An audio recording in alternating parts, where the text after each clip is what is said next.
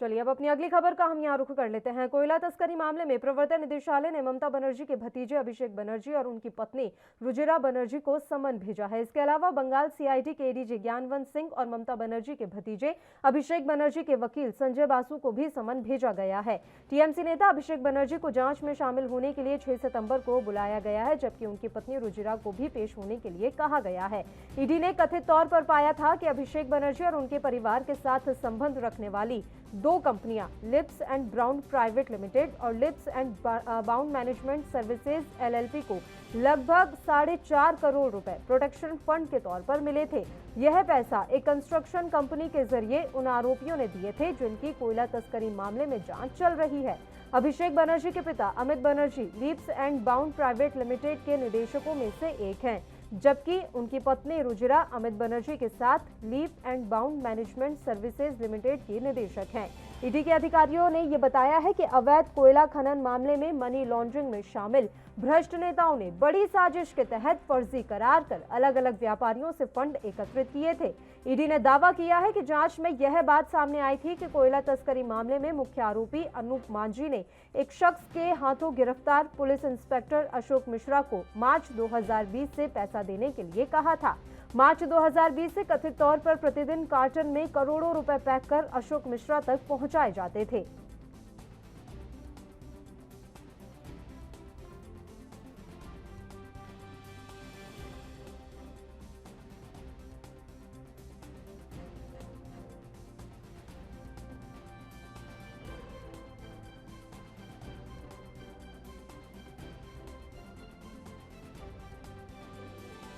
कर लेते हैं। अभिषेक बनर्जी और उनकी पत्नी रुजिरा बनर्जी को ईडी ने समन भेजा है। कोयला स्कैम मामले में ये समन ईडी के द्वारा भेजा गया है। इस खबर पर तमाम जानकारी के साथ न्यूज रूम से मेरे सहयोगी पवन पांडे इस समय लाइव जुड़ गए हैं। सीधे हम उन्हीं का ही रुख कर लेते हैं। पवन, आपसे पूरी जानकारी हम चाहेंगे।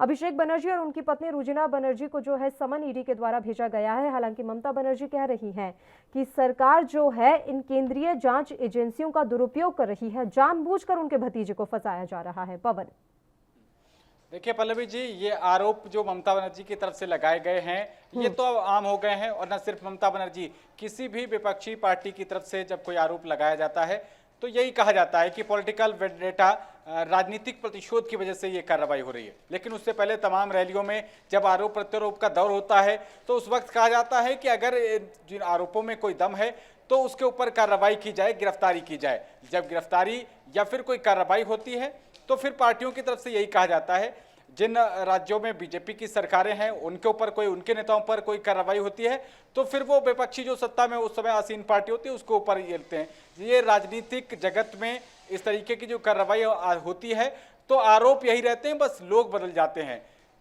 तो ये पल्लवी जी मैं आपको बता रहा हूं, इसमें सबसे गौर करने वाली बात यह है कि जिस 6 सितंबर को जो अभिषेक बनर्जी जी को बुलाया गया है उसमें उनके वकील संजय बासु का भी नाम शामिल है।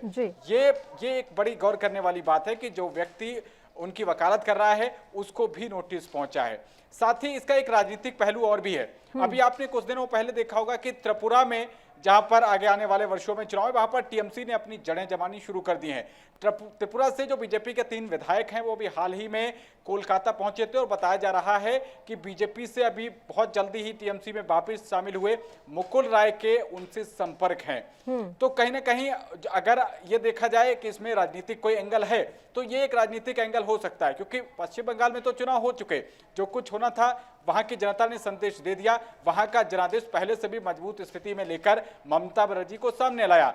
वहां पर बीजेपी ने अपने तमाम सारे प्रयास किए, लेकिन जिस तरीके के दावे उन्होंने किए वहां तक वो अपने टारगेट के आसपास नहीं पहुंच पाए, भले ही उन्होंने सीटें बढ़ा ली। अब ये पूरी जो रस्साकसी हो रही है वो त्रिपुरा को लेकर इससे भी जोड़कर देखी जा सकती है। पल्लवी जी, बिल्कुल, राजनीतिक दृष्टिकोण से इनकार नहीं किया जा सकता। शुक्रिया पवन, तमाम जानकारी देने के लिए आप हमारे साथ जुड़े। तो अभिषेक बनर्जी और उनकी पत्नी रुजिरा बनर्जी की मुश्किलें बढ़ती हुई साफ तौर पर नजर आ रही है। कोयला तस्करी मामले में ईडी ने ममता बनर्जी के भतीजे अभिषेक बनर्जी और उनकी पत्नी रुजिरा बनर्जी को समन भेज दिया है। इसके अलावा बंगाल सीआईडी के एडीजी ज्ञानवंत सिंह और ममता बनर्जी के भतीजे अभिषेक बनर्जी के वकील संजय बासु को भी समन भेजा गया है।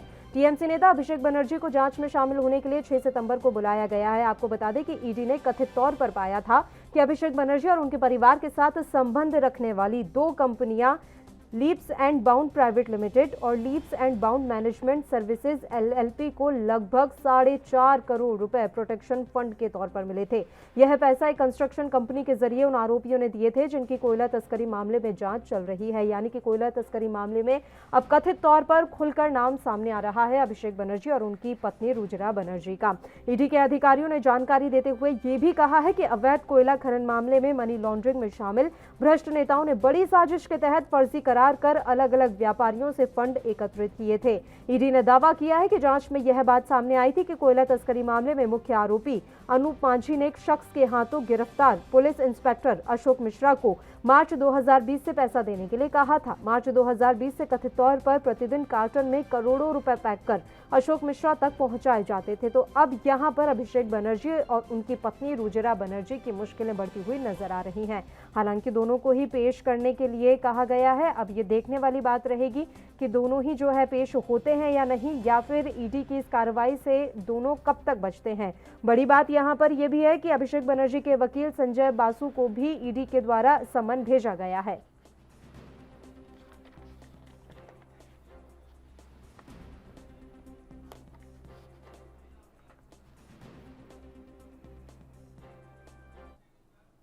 चलिए मेहमानों का हम यहाँ रुख कर लेते हैं। इस मसले पर चर्चा करने के लिए दो खास मेहमान इस समय हमारे साथ जुड़ गए हैं। सीधे मेहमानों से हम आपका यहाँ पर परिचय करवा देते हैं।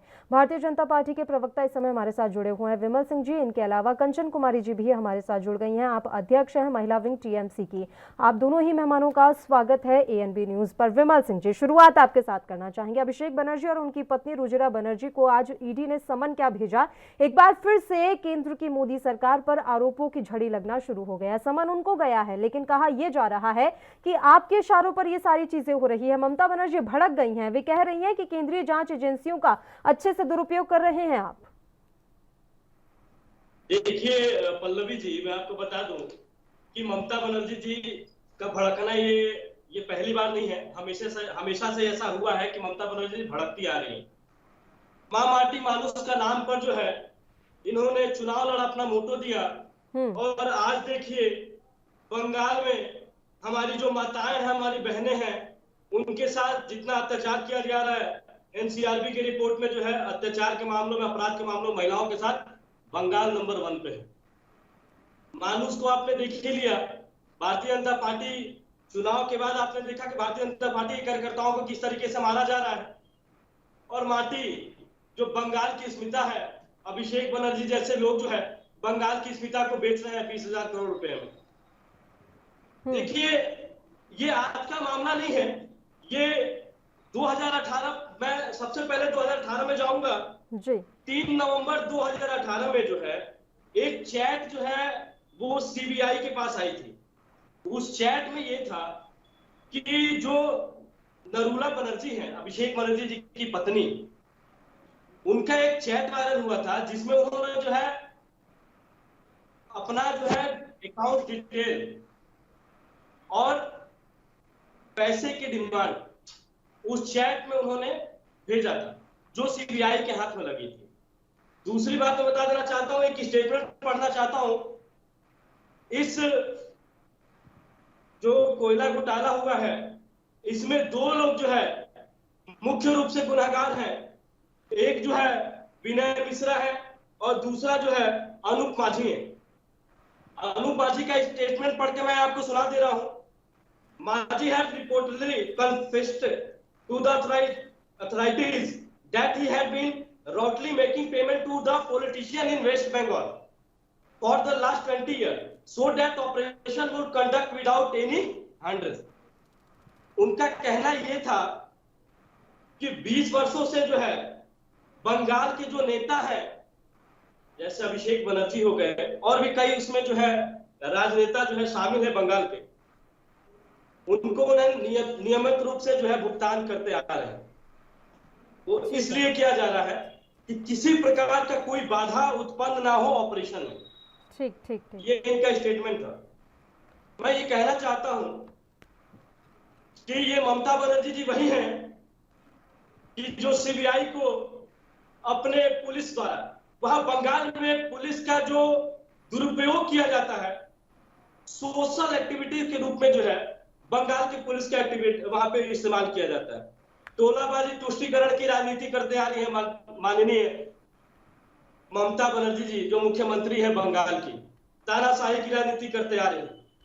और आज जो है मैं कहना चाहता हूं एनबी के माध्यम से कि ईडी और जो ये सीबीआई की बात कर रही है, ये सेंट्रल गवर्नमेंट के अधीन आता है, लेकिन एक स्वतंत्र प्रभार है। आपने देखा पल्लवी जी, कुछ दिन पहले ही जो है भारतीय जनता पार्टी के विधायक, उत्तर प्रदेश के विधायक के घर पे भी जो है सीबीआई ने जो है छापा मारा था। तो ये जो है दोहरा चरित्र जो है भारतीय जनता पार्टी नहीं करती है। भारतीय जनता पार्टी सबका साथ और सबका विकास लेकर चलती है। चलिए कंचन जी का रुख कर लेते हैं। बताइए कंचन जी, किस बात की हंसी आ रही है आपको? बस ऐसे इनकी बातें सुनकर के हंसी आ रही थी। सबसे पहले तो पल्लवी जी, मैं सबसे पहले ईडी और सीबीआई जांच जितनी है, सब जितने सिस्टम है अभी हमारे देश के, उन सबको बधाई देना चाहती हूँ कि जिनके इशारे पे वो नाच रहे हैं, काम कर रहे हैं। अगर वो बेचारे ये काम ना करें तो पता नहीं उनकी फैमिली पे, उनके परिवार पे क्या गाज गिरे। तो ये जरूरी है उनके लिए। खैर वो तो हमारे सिस्टम से जुड़े हुए हैं, उनको जो आदेश मिलेगा वो वही काम करेंगे। तो उनको अगर हमारे अभिषेक जी पे या जिस पे भी उन्होंने जांच के लिए आदेश दिया है तो कोई दिक्कत नहीं है। हम जांच से भाग भी नहीं रहे हैं। तकरीबन 6-7 साल से तो हम लोग यही झेल रहे हैं, विपक्ष के सारे नेता झेल रहे हैं कि जांच जांच जांच। तो उससे कोई दिक्कत नहीं है, जांच हो रही है, ठीक है। सत्य जो है वो परेशान हो सकता है, पराजय नहीं हो सकता, ठीक है। जो सत्य होगा वो सामने आएगा। जब सीबीआई सत्य निकालेगी सामने तो उसको देखा जाएगा। लेकिन अगर थोपेगी तो वो भी बर्दाश्त नहीं होगा। थोपने का काम अगर करे, क्योंकि यहाँ पे जबरदस्ती हर चीज को थोपा जा रहा है और वो हम बर्दाश्त नहीं करेंगे। रही बात बंगाल की, जब भी बात होती है तो मैं ये देखती हूँ कि ये लोग ये चले जाते हैं कि औरतों के साथ वहाँ पे अत्याचार हो रहा है, ये हो रहा है। हमेशा मुद्दा को भटकाने की कोशिश। आप जिस चीज को लेकर के बैठे हुए उस चीज को लेकर के बात करिए। अगर आप इस चीज पे आते हैं तो शायद पिछले डिबेट में ही हमारी बात हो चुकी है कि बंगाल में महिलाओं पे अत्याचार का डिक्रीजन हुआ है, जबकि इंक्रीज नहीं हुआ है, ठीक। उसके बाद मैं इनको ये बताना चाहूंगी कि बीजेपी के जो कुछ नेता हैं या जो भी नेता हैं, उन पे क्यों नहीं सीबीआई एक्शन ले रही है। कृष्णेंदु बनर्जी का नाम तो सुना होगा आपने, वो भी तो बंगाल में ही है। और कोयला के बहुत ही राजू झा, जयदेव खां, कितने नाम कहिए तो गिना दूं, जो कि अभी कोयला और लोहा के तस्कर वहाँ चोर हैं। उनको बहुत ही बड़े चोर हैं जिनके ऊपर उन्होंने कोई एक्शन नहीं लिया। क्यों, ऐसा क्यों? आखिर क्यों नहीं उन पे एक्शन लिया जा रहा है? क्यों? क्योंकि उनकी गवर्नमेंट सेंट्रल में है और सेंट्रल, ये सारी चीजें सेंट्रल के अधीन आती हैं। तो सेंट्रल की निगाह सिर्फ विपक्ष के नेताओं पे है, अपने नेताओं पे क्यों नहीं? अपने नेताओं को क्यों नहीं वो अपने उसमें ले रही है? उस पे क्यों नहीं जांच बैठाया जा रहा है? और कहिए तो मैं सारे कितने 2GX जितने भी हैं सारे, कहिए तो मैं एक लिस्ट बता दूं कितने इनके नेताओं जो हैं वो भ्रष्टाचार में लिप्त हैं। लेकिन नहीं, विपक्ष ही सारे दोषी हैं, विपक्ष ही सारा गुनाह, सारी चीजें विपक्ष ही करके बैठी हुई है। बताइए विमल सिंह जी।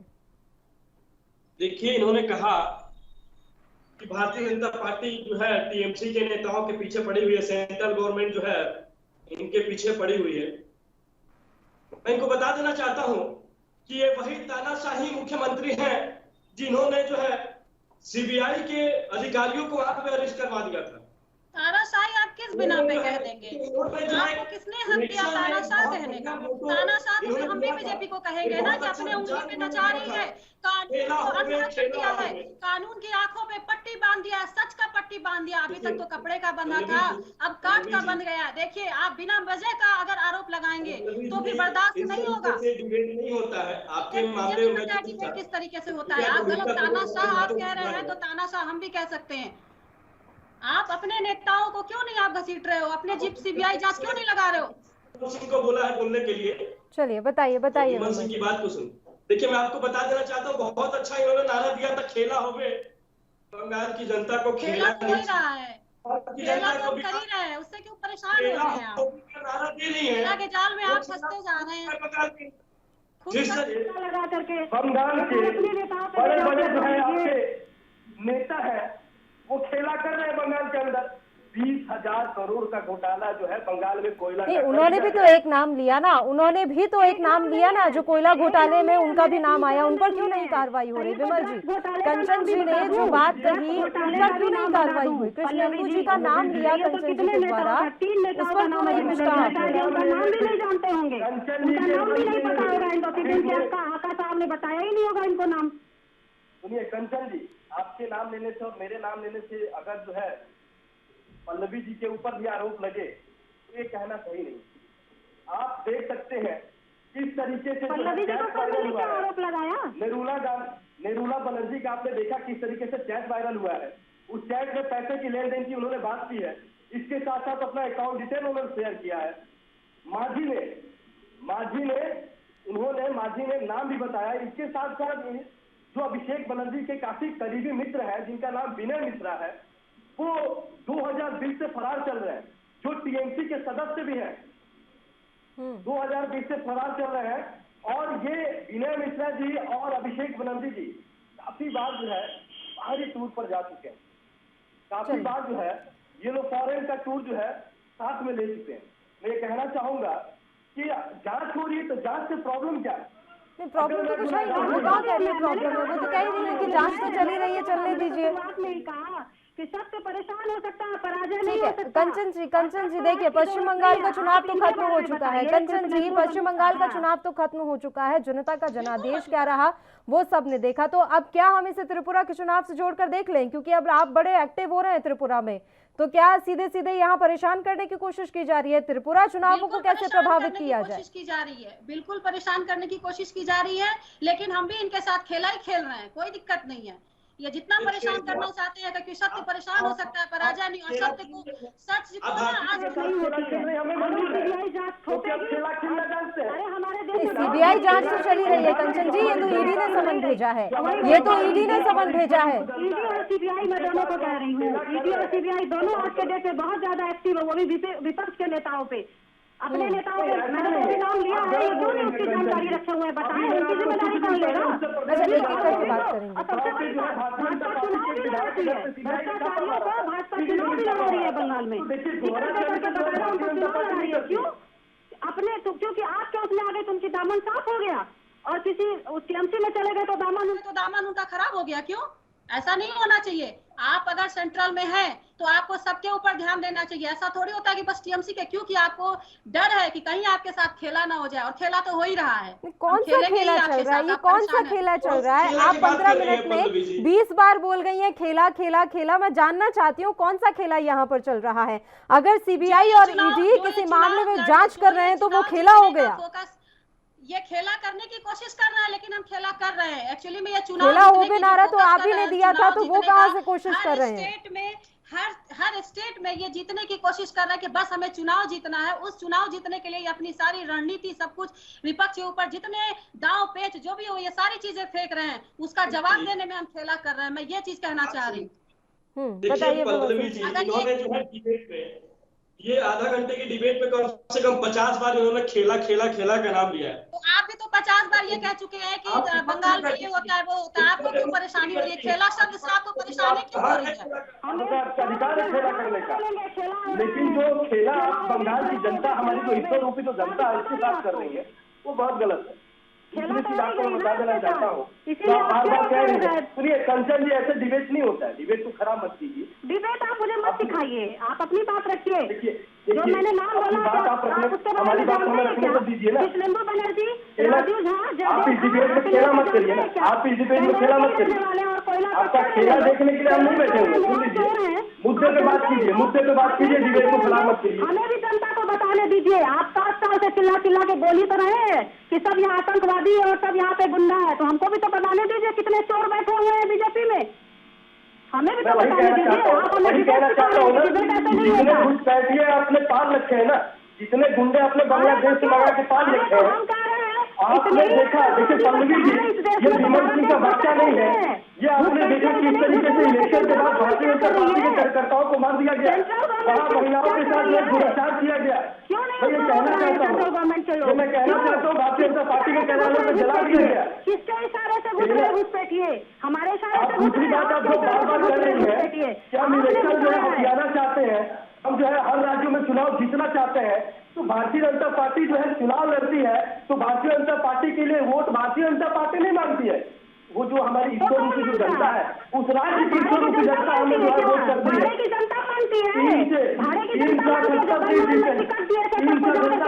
इकट्ठा करने के लिए वही जनता ने जो है 370 सीट गिनाई है बंगाल के अंदर। खेला तो हमने किया है। सबको टिकट भेज करके जो आपने भीड़ इकट्ठा किया था, सबूत है हमारे पास। टिकट का, जो भेज भेज करके आपने बंगाल में भीड़ इकट्ठा किया कि हम बंगाल जीतने जा रहे हैं। बंगाल की जनता ने ये पल्लवी जी किस तरह की बातें कर रही है? इंडिया में जो है भारत का कोई भी नागरिक किसी भी राज्य में जा सकता है, उसका अधिकार है वहाँ जाने का। लेकिन किस तरह की बातें कर रही है? ये बोल रही है कि बाहरी लोग आए हुए थे। अरे भाई, बाहरी लोगों में क्या होता है? मुंबई का हमारा एक एक करके बात कर लेते हैं, समय की भी कमी है इसलिए दोनों ही मेहमानों से आखिरी कमेंट चाहूंगी, लेकिन एक एक करके बात करेंगे। उसका वहाँ पे जी। देखिए पल्लवी जी, बताइए, आपके बताइए। चैनल पे एनबी पे ये बाहरी और अंदरी की बात कर रही है। भारत का किसी भी राज्य का आदमी किसी भी राज्य में जा सकता है, उसका मूलतः अधिकार है। लेकिन ये बार बार यहाँ पे बैठ के चैनल पे ये बोल रही है कि बाहरी लोग आए, उत्तर प्रदेश का रहने वाला चुनाव में गया हुआ था। क्या मैं भारत से तो बाहर नहीं हूँ ना, और बंगाल जो है भारत के अंदर है। देखिए, ममता बनर्जी जी ने जो है बंगाल के अंदर जो है बांग्लादेशी रख दिया है, बांग्लादेशियों से भर दिया है, लेकिन बंगाल जो है भारत के अंदर है। कंचन जी घुसे हुए हैं तो सर्जिकल स्ट्राइक आप बंगाल में करवा देते। पता नहीं कैसे भारत देश बचा हुआ है, इतने घुसपैठिए, इतने आतंकवादी, सर्जिकल स्ट्राइक नहीं करेंगे। नेता सारे विपक्ष सर्जिकल स्ट्राइक करने जा रहे हैं बंगाल के अंदर। बहस का जो पूरा विषय है वो ही भटक गया, बहस का जो पूरा विषय है वो ही भटक गया। मैं आप दोनों ही मेहमानों का शुक्रिया अदा करना चाहूंगी, तमाम चर्चा करने के लिए आप हमारे साथ जुड़े। तो आपको बता दें कि पश्चिम बंगाल की राजनीति में एक बार फिर से भूचाल आने वाला है, क्योंकि अभिषेक बनर्जी और उनकी पत्नी रुजिरा बनर्जी को ईडी का समन गया है। इसके बाद से ही ममता बनर्जी भड़की हुई है और उनके द्वारा एक के बाद एक कई बयान दिए गए हैं। हालांकि अब देखने वाली बात रहेगी कि ईडी के चक्रव्यूह में ये दोनों ही किस तरीके से फंसते हुए नजर आते हैं।